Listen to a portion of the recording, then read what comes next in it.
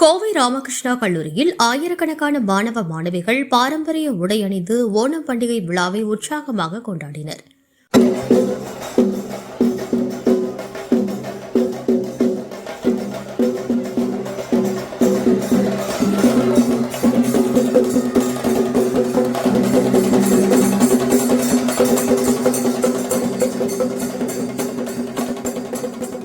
மலையாள மக்களின் முக்கிய பண்டிகைகளில் ஒன்றான ஓணம் பண்டிகை வருகின்ற வெள்ளிக்கிழமை கொண்டாடப்பட உள்ளது. கேரள மாநிலத்தில் கடந்த 10 நாட்களுக்கு முன்பாகவே ஓணம் பண்டிகை கொண்டாடப்பட துவங்கப்பட்ட நிலையில் கேரள மாநிலத்தை ஒட்டியுள்ள தமிழக மாவட்டங்களிலும் கல்லூரிகளில் ஓணம் பண்டிகை கொண்டாட்டங்கள் களை கட்டியுள்ளன. அதன்படி கோவையிலும் பல்வேறு கல்லூரிகளில் ஓணம் பண்டிகை கொண்டாடப்பட்ட நிகழ்வுகளும் துவங்கியுள்ளன. அதன் ஒரு பகுதியாக கோவை ஆவாரம்பாளையம் பகுதியில் உள்ள ஸ்ரீ ராமகிருஷ்ணா தனியார் கல்லூரியில் இன்று உற்சாகமாக ஓணம் பண்டிகை கொண்டாடப்பட்டது.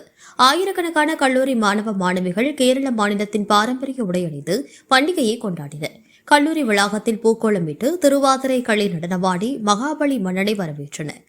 மேலும் செண்டை மேளம் இசையுடன் மாணவ மாணவிகள் உற்சாக நடனமாடி ஓணம் பண்டிகையை கொண்டாடினர். அதனைத் தொடர்ந்து டிஜே போன்ற பல்வேறு கலை நிகழ்ச்சிகளும் நடைபெற்றது.